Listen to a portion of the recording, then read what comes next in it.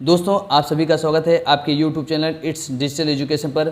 दोस्तों इस वीडियो में हम बात करेंगे प्रवेश परीक्षा सत्र 2024-25 की काउंसलिंग हेतु आवश्यक दिशा निर्देशों की।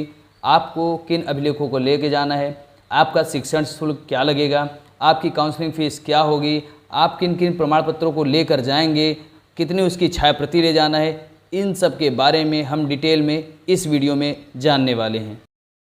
काउंसलिंग के समय प्रस्तुत किए जाने वाले निम्न अभिलेखों की मूल प्रतियां एवं जमा करने के लिए प्रत्येक की 2 सेट स्वयं सत्यापित छाया प्रतियां अवश्य ले आएँ। दोस्तों ध्यान दें, सभी डॉक्यूमेंट की ओरिजिनल लेकर भी आनी है, साथ ही साथ उनके 2 सेट फ़ोटो स्टेट ले आइएगा जिस पर आप अपने हाथ से अपनी सिग्नेचर भी करेंगे, जिसको हम कहते हैं स्वप्रमाणित करना। दोस्तों अब हम बात करते हैं आपको क्या क्या लेकर जाना है। सबसे पहले तो आपको अपने प्रवेश परीक्षा 2024 का जारी किया गया प्रवेश पत्र लेकर जाना है। बात करें दूसरे डॉक्यूमेंट की तो आपको अपने हाई स्कूल का, इंटरमीडिएट का जो भी आप पढ़ाई किए हैं उसकी ओरिजिनल मार्कशीट एवं सर्टिफिकेट लेकर जाना है। बात करें तीसरे डॉक्यूमेंट की तो आपको चरित्र प्रमाण पत्र लेकर जाना है जो कि 6 माह के अंदर का जारी किया होना चाहिए। यदि आप EWS से आते हैं, पिछड़े वर्ग से आते हैं, SC वर्ग से आते हैं, ST वर्ग से आते हैं, फ्रीडम फाइटर स्वतंत्रता सेनानी हैं, अथवा आप PH कोटे से आते हैं तो आपको प्रमाण पत्र लेकर जाएंगे जो कि 31 मार्च 2024 के बाद के जारी किया होना चाहिए। दोस्तों तिथि का ध्यान रहे, आपके ये सभी प्रमाण पत्र 31 मार्च 2024 के बाद के होने ही चाहिए।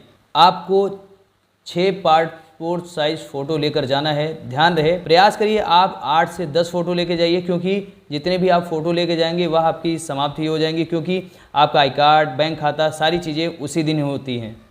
बात करें अगले अभिलेख की तो आपको TC लेकर जानी है। उस TC पर DIOS का सिग्नेचर होना चाहिए, अर्थात TC को काउंटर साइन अवश्य करवाएँ। उसके बाद आपको मेडिकल सर्टिफिकेट देना होगा। ध्यान रहे, मेडिकल सर्टिफिकेट के साथ साथ ब्लड ग्रुप रिपोर्ट की भी रिपोर्ट होनी चाहिए। ब्लड ग्रुप का टेस्ट भी आपके उसी के साथ संलग्न होना ही चाहिए।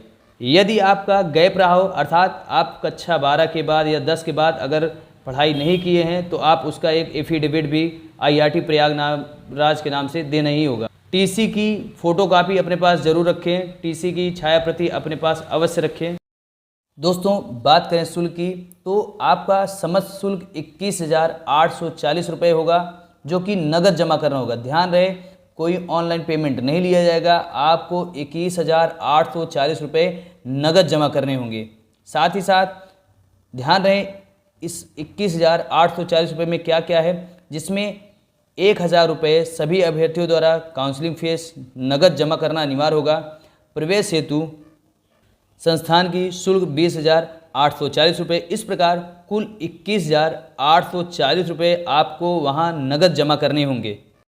दोस्तों एक बात विशेष रूप से आपको ध्यान देनी आवश्यक है, यदि आप SC वर्ग से, ST वर्ग से, OBC वर्ग इत्यादि वर्ग से आते हैं तो आप जो अपना जाति प्रमाण पत्र, निवास प्रमाण पत्र या आय प्रमाण पत्र इत्यादि लगाने वाले हैं उसकी नेट से सर्टिफाइड कॉपी निकालनी आवश्यक है। यानी उसका नेट से सत्यापन होकर उसका प्रिंट आउट लेकर आपको वहाँ पर जमा करना आवश्यक है। यदि आप नेट कॉपी नहीं देंगे तो आपको काउंसलिंग में भाग लेने से रोका जा सकता है। बाकी किसी भी जानकारी के लिए आप हमें कमेंट करिए, हमारी टीम आपको रिप्लाई